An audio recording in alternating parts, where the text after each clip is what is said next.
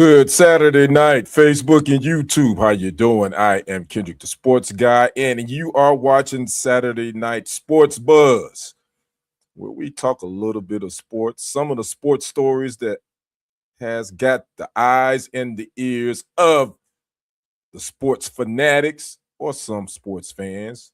I consider myself a fan. I don't want to be called a fanatic because sometimes fanatics, no matter if you're a sports fanatic or whatever it may be, can take it a little bit too far. I don't do that here. But again, I am Kendrick, the sports guy. Good Saturday night to you. Hope you having a great weekend, and hope you had a great week. Again, this is our usual where we chat, we rap a little bit about what's happening in the sports world, what transpired this past week, and we just gonna talk a taste. Just rap a little bit. Again, I'm just here chilling with my shades on, and as you can see, my backdrop, Lambeau Field. You know who I am. If you've been following me, you know what? I got to get a T-shirt made with this as well. Wisconsin born, Texas raised, baby. 414 Brew City. You know what time it is. So again, I'm Kendrick, the sports guy. I hope you all are having a great weekend. Before we jump into some of these topics, I'm gonna give it a couple of minutes to see if anybody's gonna pop in. But you know the drill when you come into Club Kendrick, as I call it. Make sure you come in, like, comment, subscribe to the channels if you have not already done so. Those channels are Kendrick Sports Hustle, as well as TFG Sports Media. Make sure you like and follow them both on Facebook. Again, that's TFG Sports Media, as well as Kendrick Sports Hustle. And you can follow me on Instagram at Kendrick1969 and on TikTok at Kendrick Henderson51. TikTok where it goes down.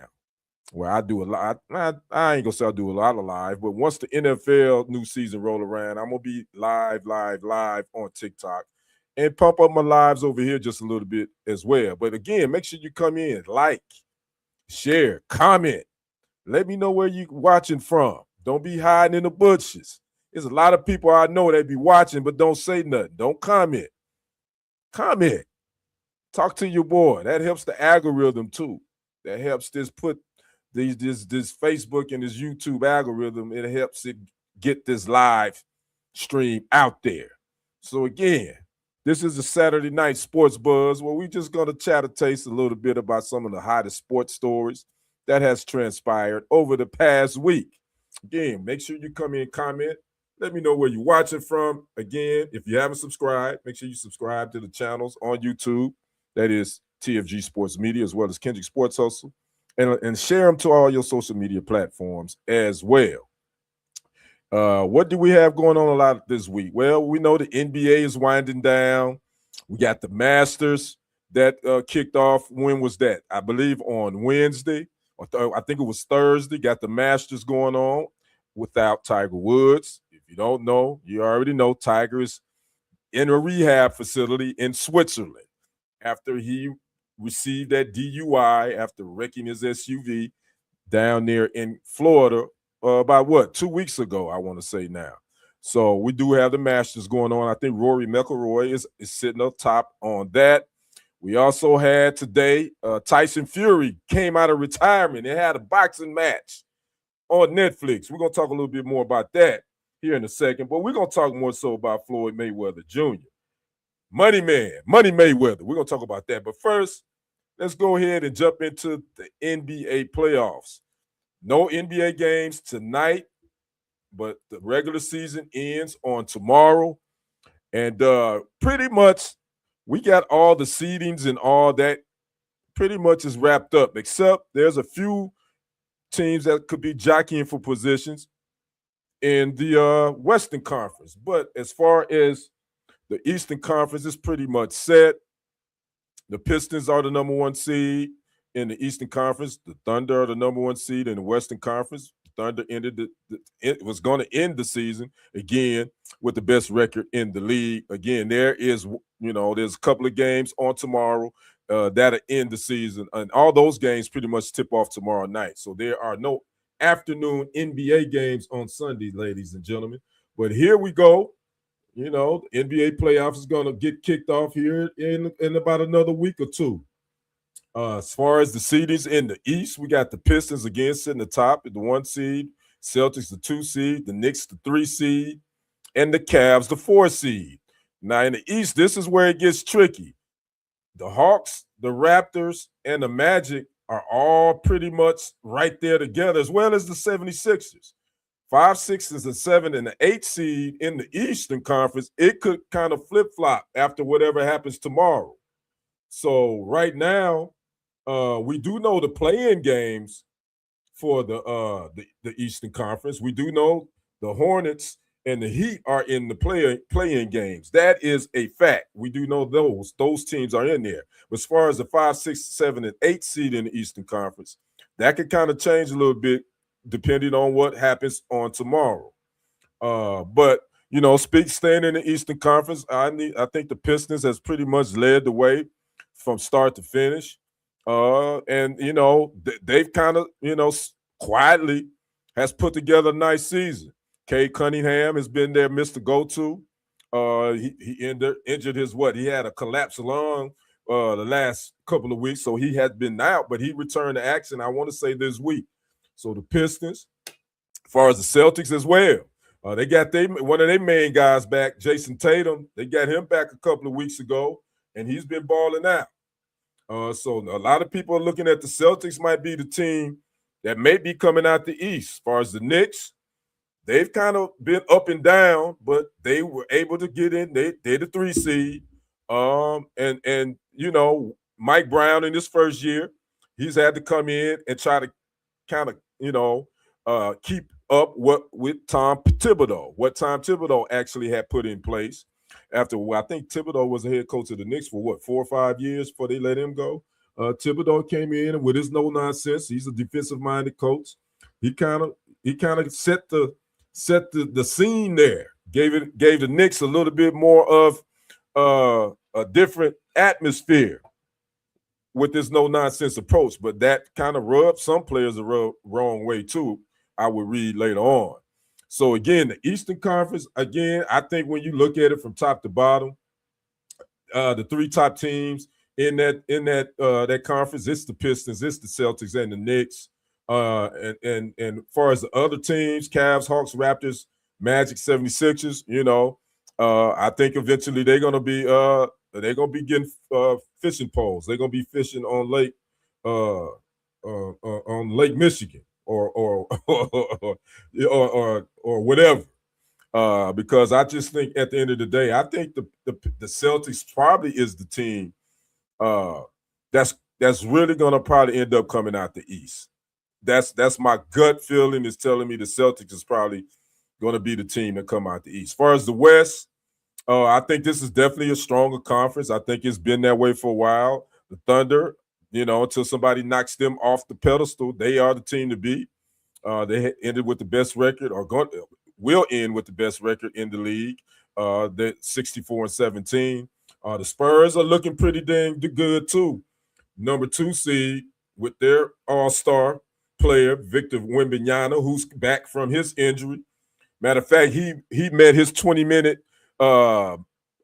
maximum that he needed to play.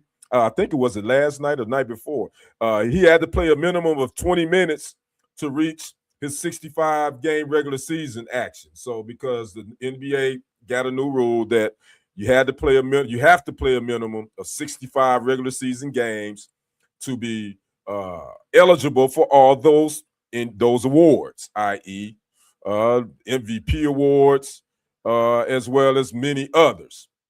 So Victor Wembanyama in the San Antonio Spurs. I had a brother on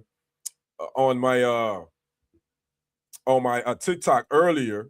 I went live on TikTok, and he was saying that he believed that the Spurs is going to win it all.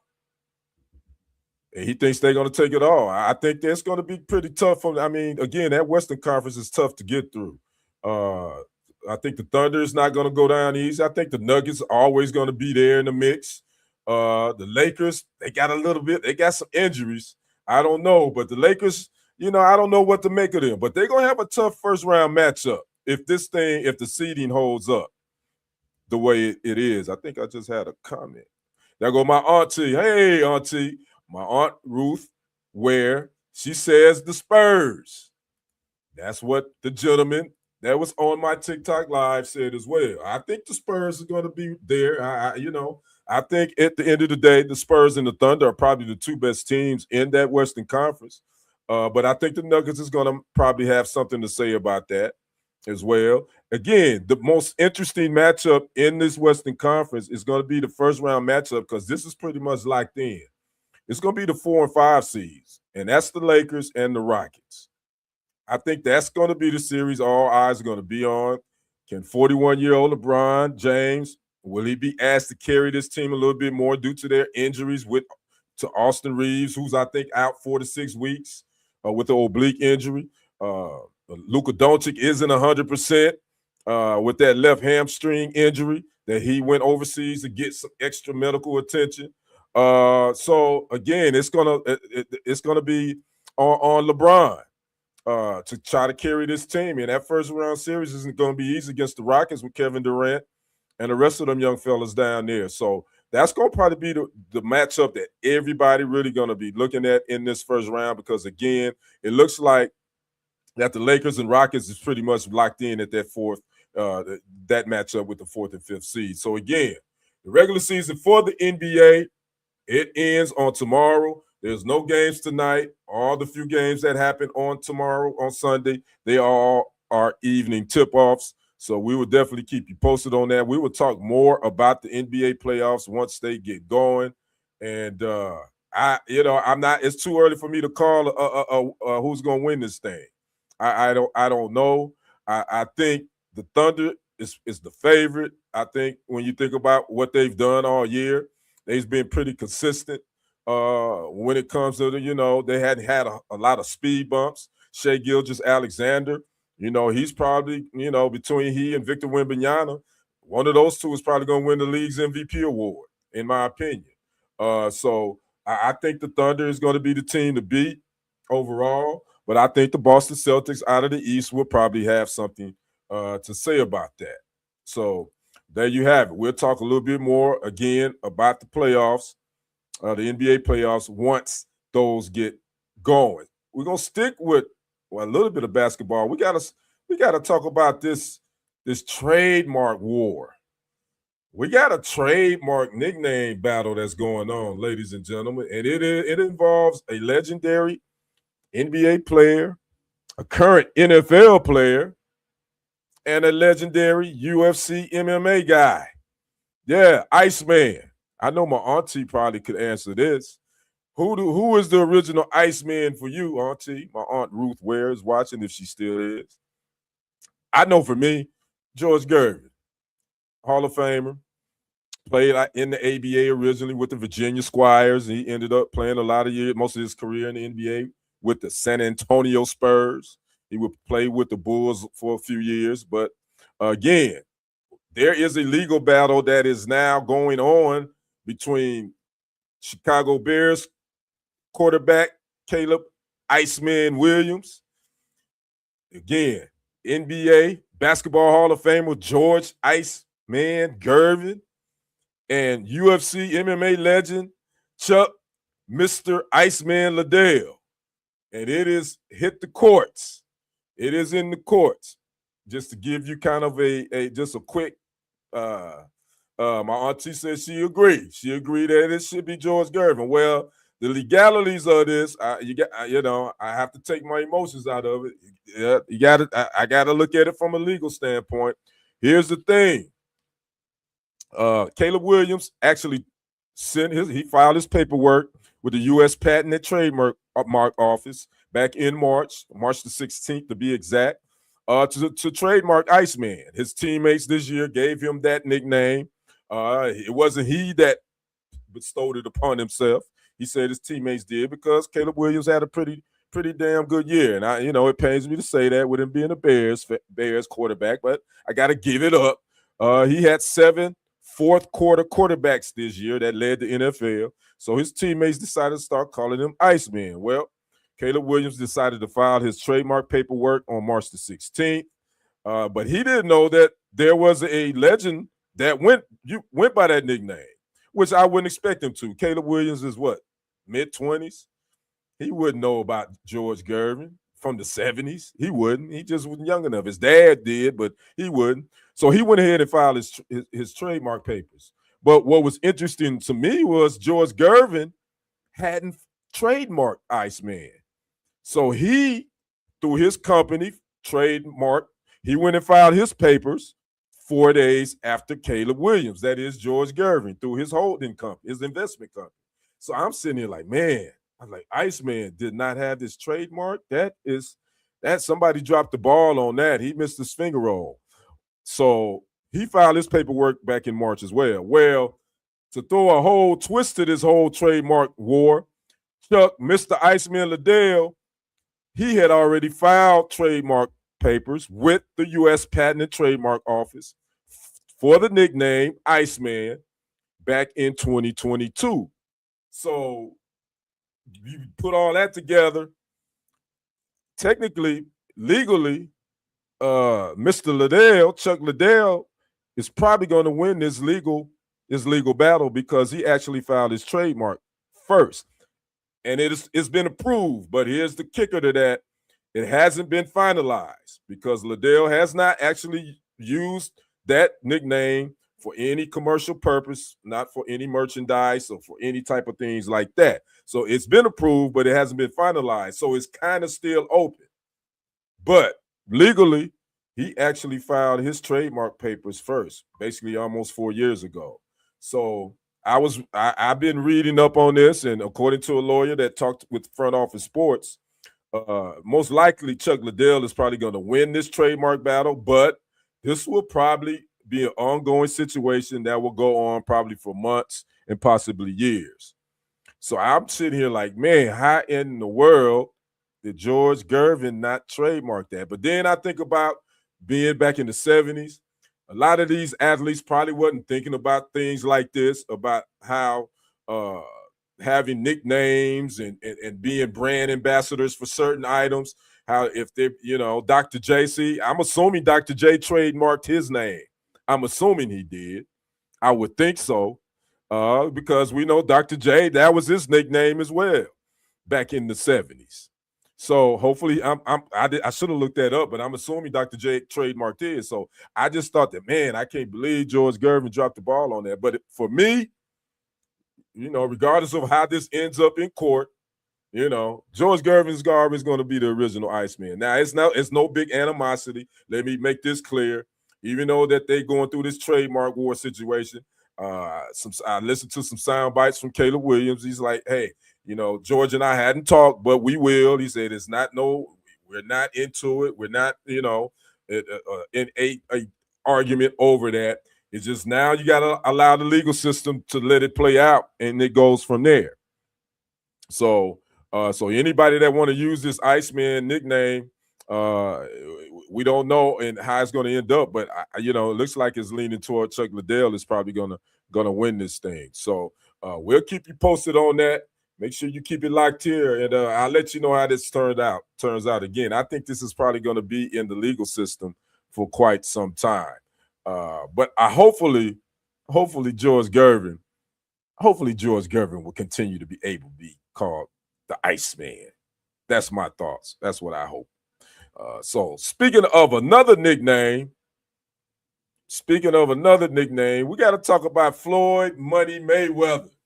Yes, that Floyd Money Mayweather. Well, that money, the money he supposedly have, he's in a little bit of trouble with Uncle Sam. And y'all know Uncle Sam don't play about his bread, especially when it comes to taxes. Well, according to reports, the IRS has filed a $7.3 million tax lien against Money Mayweather over alleged unpaid taxes from 2018 and 2023. Again, IRS filed this lien against the 49-year-old boxing great in Las Vegas for unpaid taxes again that dates back to 2018 and 2023. What this lien does for the U.S. government, it allows it to take possession of Money Mayweather's property until that bill is paid in full. So here we are again, Money with Mayweather in the news over unpaid taxes. I think this is like maybe the second or third time he's been in the news for this.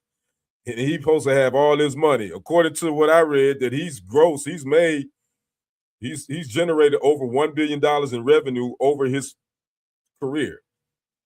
And you always see him flashing big money. He's always got a Louis Vuitton bag or something. He's always on a private jet. Yeah, he's always posting his IG. He's showing him flashing his money. Uh, so, but according to reports that, yeah, Uncle Sam said, you know what, player, we want our bread. And until we get our bread, we're gonna take possession of your property. Now, what properties they're taking possession of, that was not. We don't know at this point. I do know he has a home in Vegas. I don't know what other places he has homes, but obviously, I'm sure they're gonna start there first because that's where the lien. And that's where the IRS filed his original lien was in Las Vegas. Now, the thing about Floyd, he got all these bouts that's supposed to be coming up. Supposed to have an exhibition bout with Mike Tyson. It's supposed to happen this month. I hadn't seen anything else on it. Supposedly have the bout with Manny Pac-Man Pacquiao in September. Now it is some controversy surrounding that. Allegedly, Mayweather took out some loans against his purse for that fight with Manny Pacquiao. So supposedly he already got some money up front from that. Then he made statements that this bout is going to be an exhibition bout between he and Pacquiao. Pacquiao and his team will respond and say, this isn't what we signed up for. That ain't what's in the contract. This is going to be a real fight. And he's already taken money from up front on this fight. So, man, it's just a lot of controversy surrounding this whole Floyd Mayweather thing. And then for this to come up, man, you don't know what to think. I know that fight's supposed to be on. I believe this Floyd Manny fight is supposed to be on Netflix, if I'm not mistaken. So, was I really interested in watching it anyway? Really, I wasn't, especially if it was going to be pay-per-view. But since it's on Netflix and I have Netflix, I was going to peek in and watch to see what the 49-year-old, what he's going to do. And I think Manny Pacquiao was 47, 46, and see if he was going to continue to be undefeated. Because Floyd he retired undefeated, 50-0, and he's had a couple of exhibition bouts since his retirement. So all this stuff is in flux. You don't know what to think. Will this fight between he and Pacquiao happen? Who knows at this point? Will he and Mike Tyson do an exhibition bout? Who knows at this point? But we do know that the IRS want their bread. We do know that. So we're going to see what Money Mayweather and his team gets together, since he like to flash all his money on social media and all that. I've never understood why people do that. Why do they feel like they have to flash? Why you got to flash your money on social media like that? I never understood that, because I know if I ever came into a lot of money, nobody's going to know how much I got, and I dang sure ain't going to be showing it. Because then those old family members, some of them family members, distant cousins, gonna come out the woodwork like roaches come out when you turn the lights on. Clip that, please. And I don't know you. Yeah, you my cousin, fourth remove. Nah, I'm good. Nah. Yeah, I'm gonna remove myself from this communication, cousin. so we'll see what happens with Floyd. There's always some controversy surrounding him. I think he's one of the greatest boxers to ever do it. I'm not gonna take away from that. But I also know that he's also put himself in a position to kind of pick and choose who he fight. And that's the fight game now, and I get that. But that ain't my thing. I always said that. Matter of fact, I came across some video. Actually, I had posted this probably a couple of years ago. It came through my memories, and I reposted it.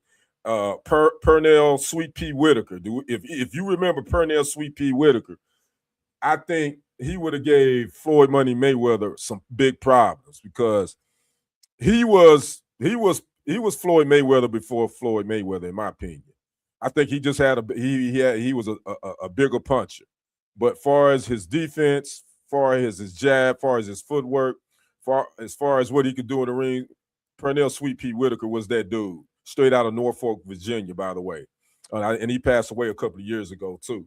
But I believe that, if you pit them two in their prime, Pernell Whitaker would have gave Floyd Mayweather, he would have been a big problem for Floyd, in my opinion. But that's one of those hypotheticals. We'll never know. It's always kind of good to talk about, trying to put, we hear it all the time.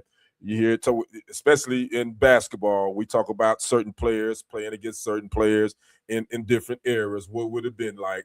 But it definitely would have been interesting to see Pernell Whitaker versus Floyd Mayweather back in the day and see who would have came out on top. So again, we'll see what happens with Money Mayweather. Money Mayweather need to get the IRS paid, I guess, probably before he can move forward with any of these fights, because I'm sure Uncle Sam is going to want they cut before any of them even get a piece of it. So again, I'm Kendrick, the sports guy. Good Saturday to you. You are watching Saturday Night Sports Buzz with your boy Kendrick, the sports guy. And we're just talking, we're chatting a little bit. It's really no sports on tonight. Again, with NBA regular season, it ends on tomorrow. What else we got? It's just not, you got the Masters going on. This is kind of a lull right now in the sports. We got baseball. I'm not a big baseball guy. I hate to lead them out, but we got baseball going on right now. And so you can check that out. But it's so early in the season, I really don't start putting my eye on the baseball season really until after the All-Star break. And that's right, that's in July. So, we'll see what happens with that. But again, we're going to be talking about NBA playoffs. Oh, we got the NFL draft just right around the corner, basically 2 weeks. It goes down in Pittsburgh. We're going to see what happens with that. The Las Vegas Raiders are on the clock. I think pretty much everybody know who they're going to take. They're going to take Indiana quarterback Fernando Mendoza with the number 1 pick. Then the Jets got the 2nd pick, I believe. So who will they take? I don't know. Some people are pointing to Ty Simpson, Alabama Crimson Tide quarterback. So we're gonna keep our eye on that and see what happens with that. Now let's move on to some NFL news. This is from the salacious variety, I must say. I really don't do a lot of talking about this stuff because it's a little bit too salacious. It ain't really sports related, in my opinion. My auntie says, how tall is the young man that played for the Spurs? Victor Wembanyama, I believe, auntie, I think he's 7'6", 7'5", 7'6". He's one of those. Yeah, the Frenchman. Yeah, I could be wrong on that, but yeah, he's 7-ish, and once he put his hands up, he's probably almost 9 foot tall. Victor Wembanyama, yeah, who again, I think the MVP award is going to come down between him and Shai Gilgeous-Alexander, in my opinion. Luka Doncic definitely would have been in that conversation too, but he's not going to meet the 65-game regular season threshold that he needs to qualify for those. He's 7'4", actually. His wingspan is 8 foot. Yeah, auntie, 7'4". When he puts his hands up, yeah, you probably can't even see the rim too much if he's standing in front of the rim. So there you have it. And shout out to San Antonio. They're a small market team.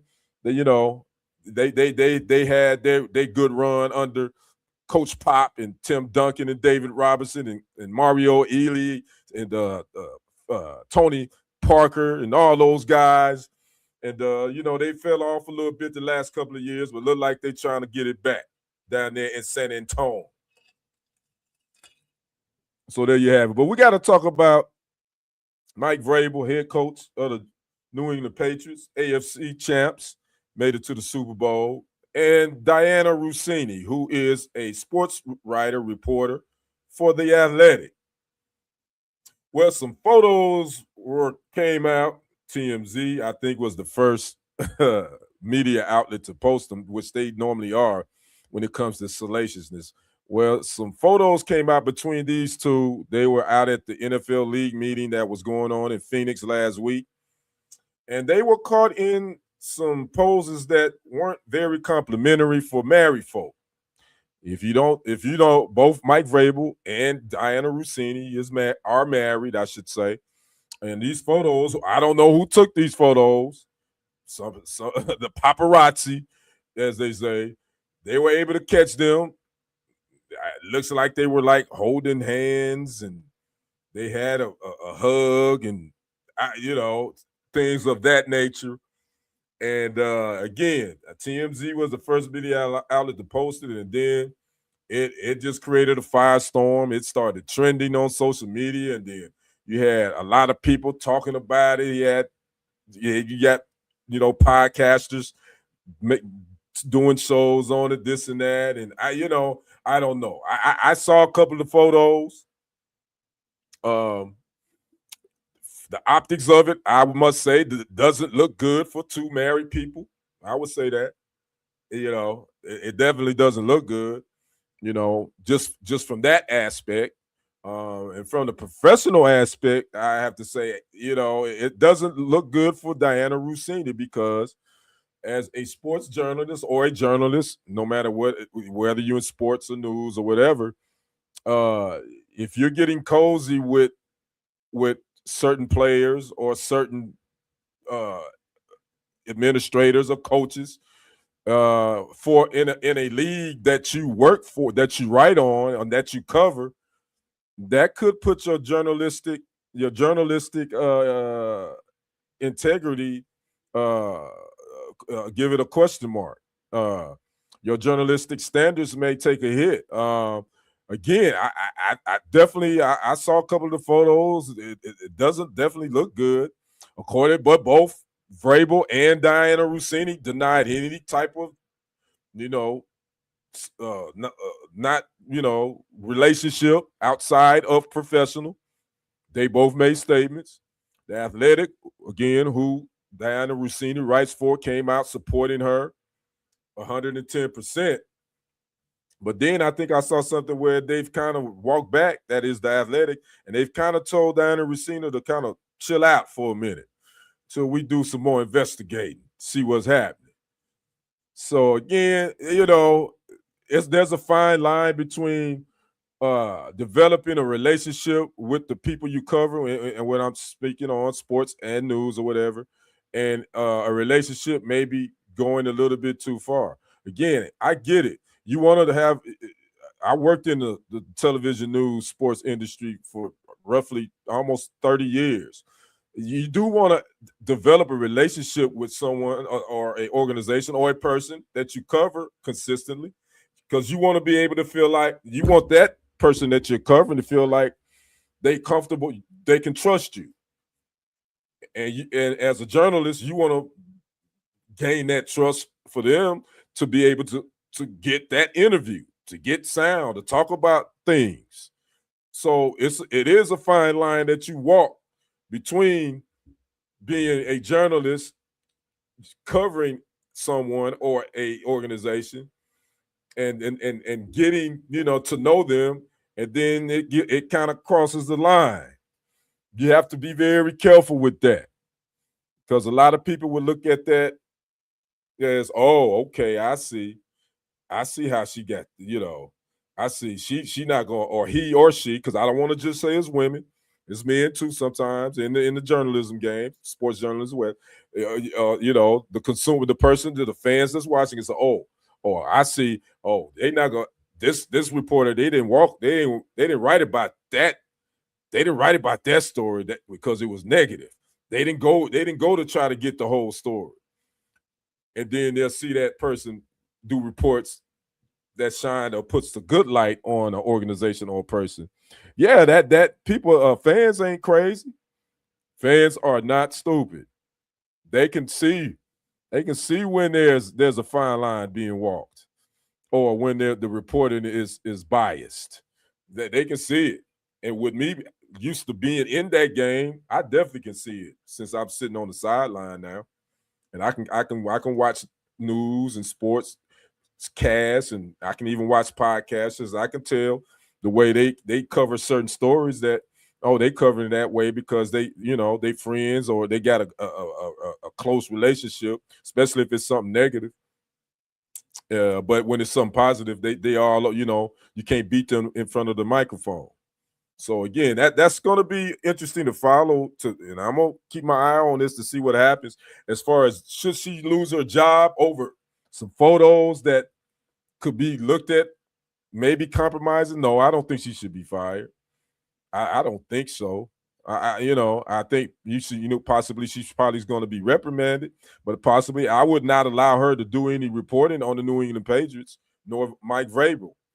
I have to tell her you got to sit out on reporting on them for a while till the dust settle. That's how I would handle that because she's an NFL insider. If you don't know, if you don't follow Diana Rossini, that's been her beat for a while. She covers the NFL, and so that's definitely putting her journalism, her journalistic standards in a compromising position. So we're gonna keep our eye on that. What else we gonna talk about? Oh, we gotta talk about Angel Reese. The WNBA has finally they've and the league and its players, they finally came to an agreement on a new collective bargaining agreement just a couple of weeks ago. And now that's gonna give these young ladies, these women, these professional ballers are finally gonna get a little bit more bread, which I think they deserve. Uh, and now they're gonna this league is gonna be able to take another step forward. Matter of fact, this is the 30th year of the WNBA. The draft, matter of fact, it is on Monday. WNBA draft is on Monday. Then training camps open up on the 19th, and then the regular season begins May the 8th for the WNBA. But Angel Reese got traded on this past Monday. Yeah, that Angel Reese, national championship from LSU, the Bayou Barbie, as they call her. She was the Chicago Sky traded her to the Atlanta Dream for, I believe, 2 first-round draft picks. And was I surprised? I really wasn't. I think she wasn't. I think Chicago. She made a couple of comments I think that kind of rubbed the management the wrong way. Last season, and I kind of feel like probably her time wasn't going to be there much longer. I felt like Chicago Sky was going to look to go in another direction, but she got traded to the Atlanta Dream, and I think that's a good place for her to be. She's from Baltimore, so she's closer to home. I think Atlanta's going to embrace her. That is Angel Reese. And I think she's going to continue to do well. I mean, she's doing well for herself off the court, that's for sure. She's a brand, so I can't hate on her for that, but I think she'll be better. I'll say this about Angel Reese. We had this, we were talking about her on my live earlier on TikTok. Will she ever be an offensive scoring machine? No. I think she's offensively challenged. I think even she's worked with Lisa Leslie, excuse me, to improve her post moves, and I think she's gotten a little better offensively. But I don't think she's going to be that type player that's going to be able to give you 20 every night, an average 20. I don't. But I definitely think she's a hell of a rebounder, and she's definitely going to be able to give you 10 plus rebounds a night or more, and give you maybe 10, 11 points. Would she ever drop a 50 piece on anybody? No. I don't think that'll ever happen. But I think she will carve out a nice career where she'll average a double-double. She'll probably be a 10 point, 15 rebound type WNBA player, and I think that's good. I think that's fine. I think that's what you're gonna get with Angel Reese. You just surround her with other people that can put the ball in the bucket. She's gonna go get them rebounds. That's for sure. Rebounding is all about want to anyway, and that's something that she's always been able to do. She's been able to rebound the ball, but she did get traded to the Atlanta Dream. There was some other trades I think that happened also in the WNBA. I did also see where Brittany Griner, she signed a deal. She was with the Atlanta Dream. She signed a deal with the Connecticut Sun. That is Brittany Griner, who was with the Atlanta Dream. Now she's going to be headed to the Connecticut Sun, which the Sun is kind of a lame duck team for this year because they're moving to Houston. They're going to be the new Houston Comets. If you didn't know, the owner of the Houston Rockets has bought the Connecticut Sun. They're going to be moving to Houston for next season, and they will go back to being the Houston Comets, who was the dynasty, the original WNBA dynasty. If you didn't watch the WNBA back then, the Houston Comets won 4 in a row, if I'm not mistaken, with Cheryl Swoops, Tina Thompson, and Cynthia Cooper. And then Kim Perrott was the point guard. Peace be upon her. She passed away, Kim Perrott. And the head coach was Van Chancellor. Yeah, I remember because I watched the WNBA big time back then and still watch it now. So that was the other news, again, from the WNBA.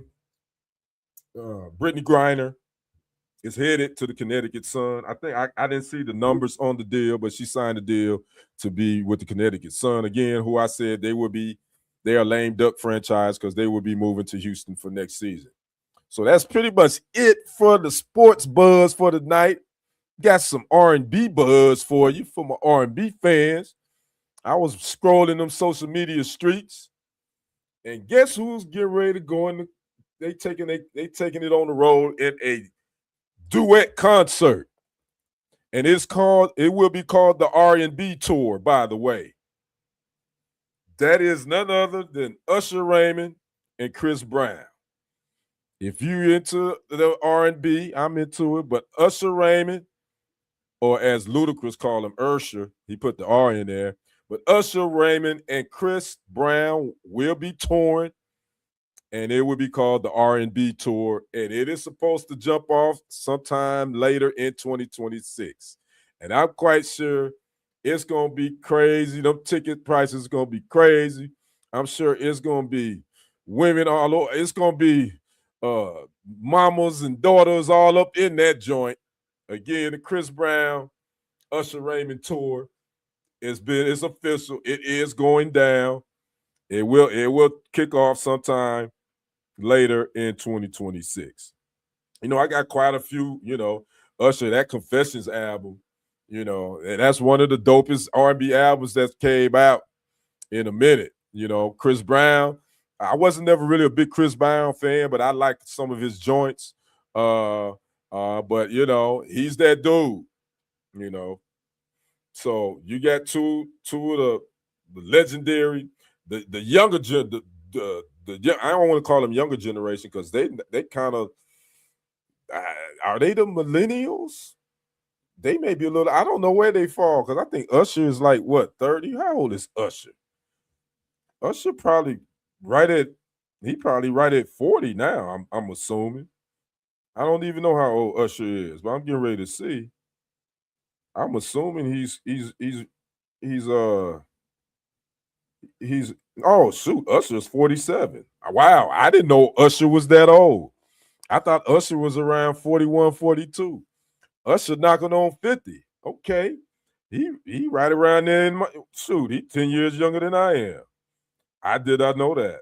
So yeah, it's gonna be mamas and daughters out there. They're gonna be kicking it. Chris Brown is 36. Okay. Okay, I didn't know it was that. Yeah, I knew Chris Brown was in his mid-30s. I knew he wasn't 40 yet. So that's gonna be the tour everybody's gonna be looking out for. So we definitely keep you posted on that. Oh wow. I just saw this. I was talking about I had to go back to the Diana Rossini and Mike Vrabel thing. I just saw this on Pro Football Talk, NBCSports.com. The Athletic, it says that Diana Rossini is under investigation after the emergence on Tuesday of photos of Rossini and Patriots coach Mike Vrabel holding hands and hugging at a resort in Arizona, as well as sitting together in the hotel's hot tub. According to the person familiar with the athletics investigation, the nature of Mrs. Rossini's relationship with Mr. Rabel and her coverage are being reviewed, and she will not be reporting while the investigation is underway. Again, this was reported by Pro Football Talk. Oh, wow. And the writer of this says that it also says that the Athletic requires that their journalists avoid any activities that pose a conflict of interest or the appearance of a conflict so as not to call into question their credibility. Wow. So there you have it. Diana Rossini is now under an investigation by the Athletic, and she will not be reporting until that investigation is concluded. That investigation could go either way. It could go that they had enough evidence to say that her journalistic credibility has been tainted and her services are no longer needed, or they could say they found nothing, all is well, and she'll be back reporting again. You know, I get it. I get it. You got to do that. But I want to know. I would be a fly on the wall. I would love to be a fly on the wall to hear what their spouses got to say about this. Clip that. Yeah, I want to know what that talk is at home. Since she can't go to work, she got a lot of time at home with the hubby. Them conversations may. That's a tough one. Well, we're gonna sit back and see how the chips fall on this situation, and I'm sure podcast is gonna eat this, gonna keep talking about this for the next couple of weeks. So what else? Let's see what else is happening before I get off of here for this Saturday night. What else we got going on? Did Tyson Fury did fight today? He fought on Netflix. Wasn't nothing I was interested in. He did get the win. And now he's calling out Anthony Joshua. That is Tyson Fury. He wants to fight him next. You know, the boxing game is just so blah blah to me at this point. There's not really anybody, you know, that really I'm interested in, that really just, you know, gets me interested in wanting to watch boxing. And I've always been a boxing fan. You know, Bud Crawford is retired, so you know I can't watch him. Javante Tank Davis, he can't stay out of legal trouble. His career is probably shot. I like watching him. Shakur Stevenson is one that I like to watch a little bit. So yeah, man, the boxing game is just kind of blah blah at this point for me. So I think that's why a lot of people like to watch the MMA and UFC, which I've never really gotten into that sport. But to each his own. It just never really piqued my interest. So we'll go from there. And then I didn't mention March Madness. We forgot about, we talked so much about South Carolina. Obviously, they lost to UCLA in the women's game on Sunday. Shout out to UCLA for their big win. They put the whipping on South Carolina.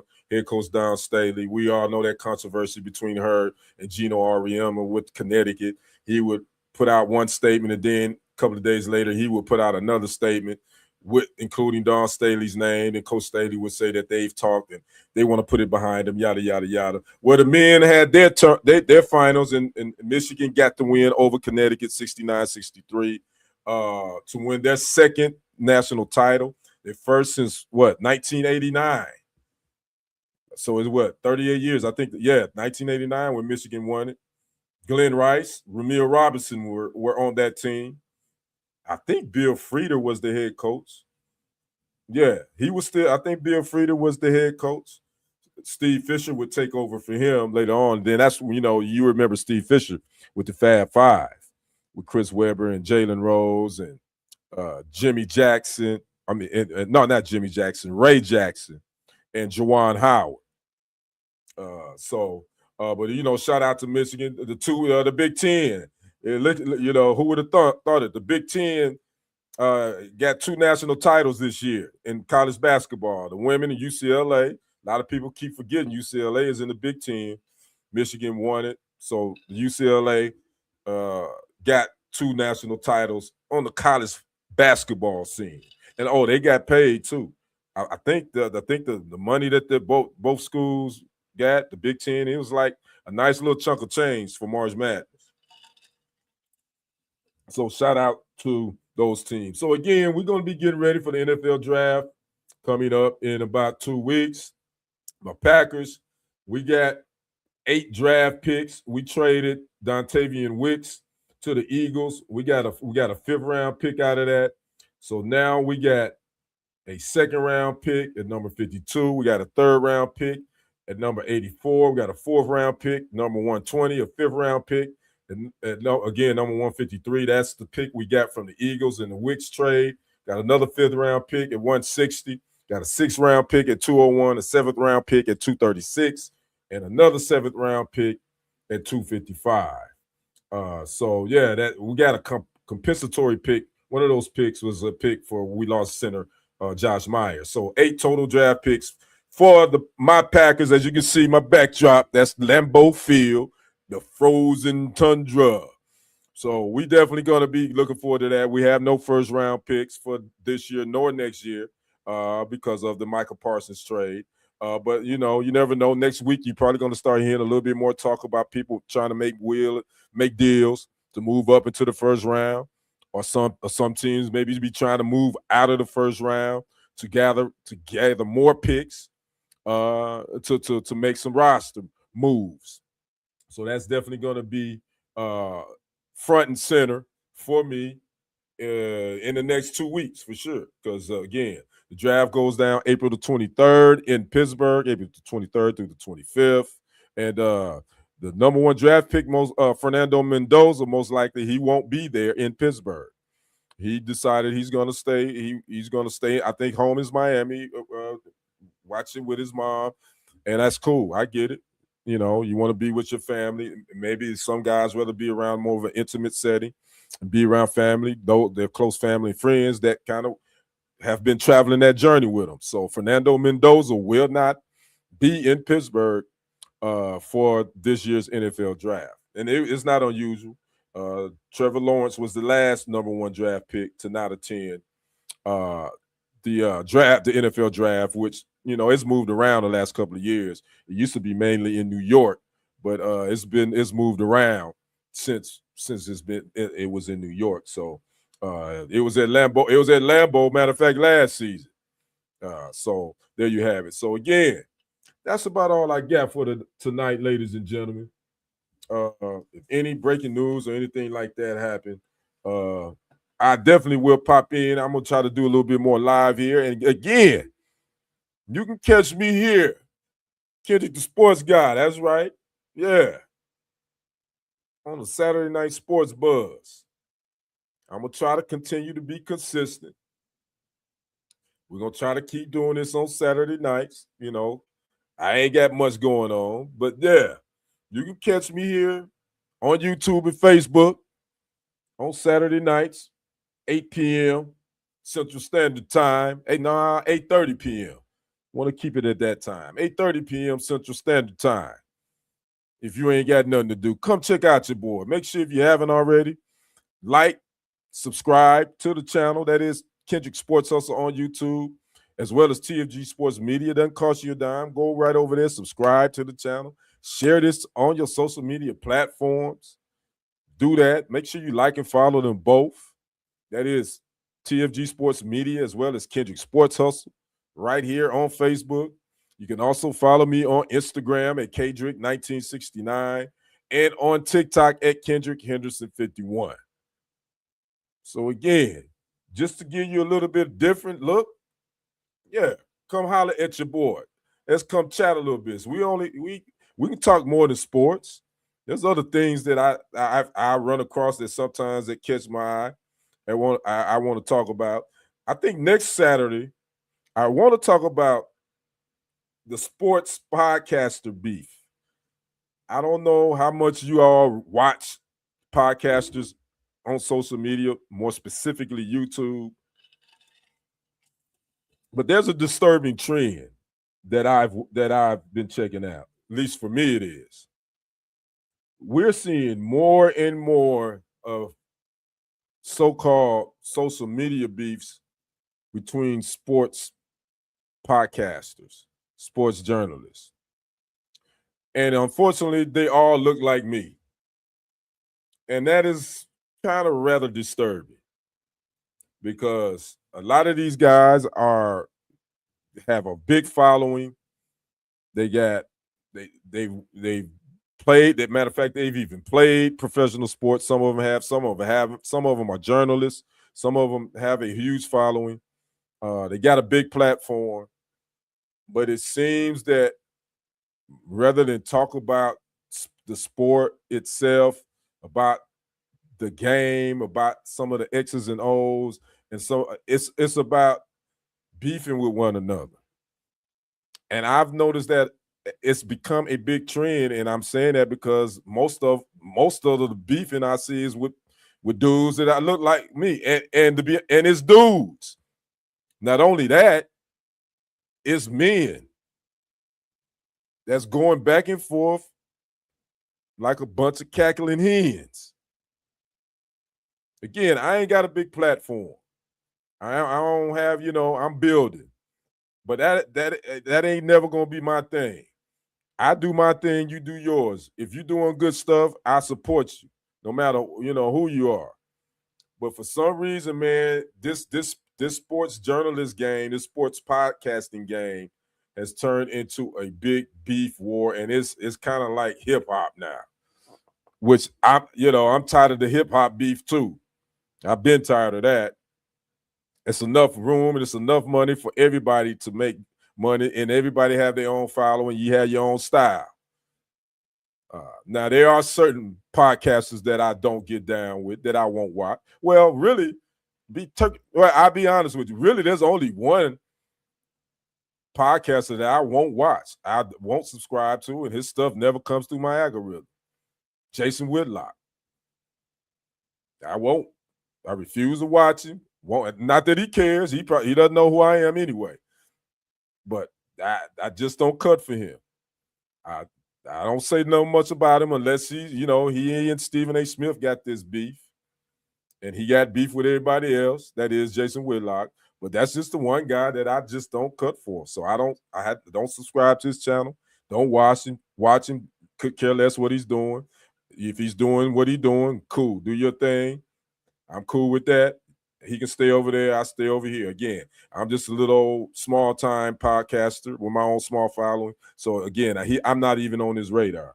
But again, there's really only one guy that I won't watch, and there's certain other guys that I still subscribe to, but I don't watch them as much because I can tell they've changed as far as how they do their stuff, how they podcast.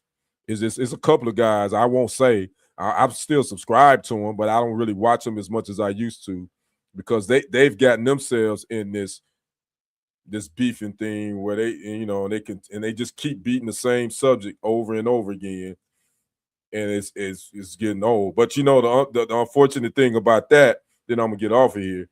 The unfortunate thing about that is that's what the viewers want. That's what get the likes and the views and the clicks. That's exactly what gets it. It's the negativity. It's the negative energy. That's what get the views.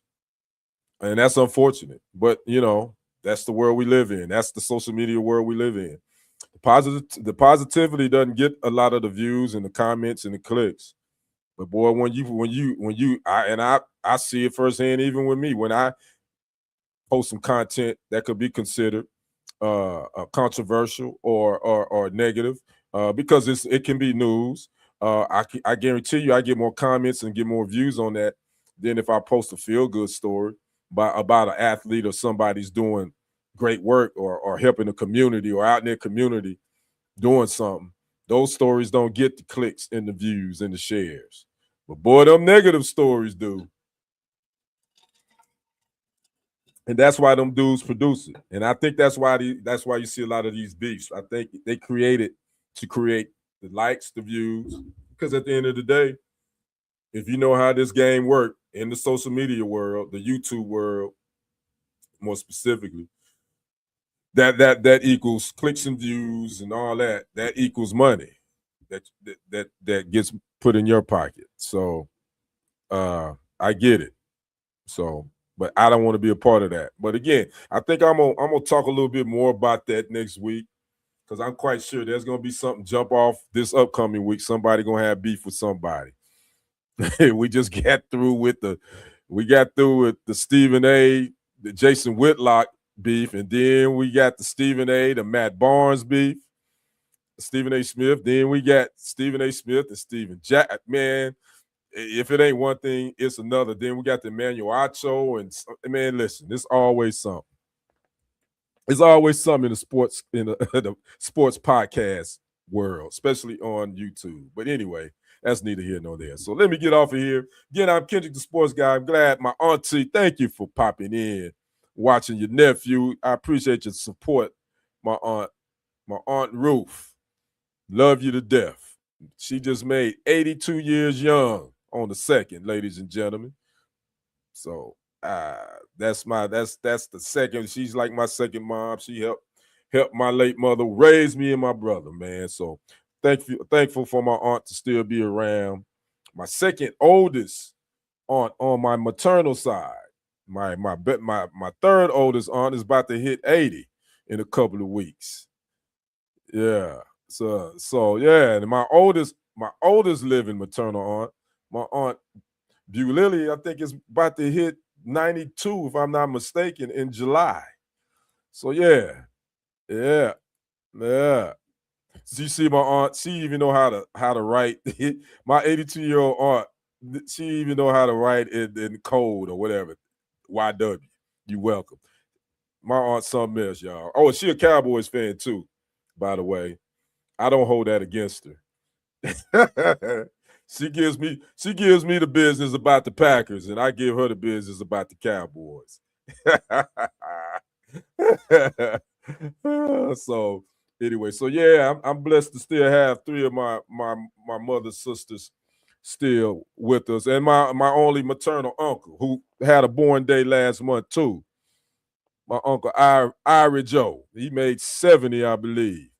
So yeah, so I definitely shout out to my three maternal aunts and my only living maternal uncle that's still here. And then on my pop side, all my uncles and aunts are gone. So yeah, so I definitely gonna, I slide too. I'm gonna be sticking to my aunts and my uncle on my mom's side. So they all that's left from the connection to my late mother. Peace be upon her. I know she would be shocked and smiling seeing me do this because I'm not really much of a talker when I'm not in front of this mic. So my mother would probably be wondering, who is this kid? She said, I know that ain't Kenny up there trying to be in front of no microphone. I couldn't get him to talk. So I know, but mom, she smiling down and she tripping. She enjoying it, I know, like she would. So again, I'm gonna get on off of here.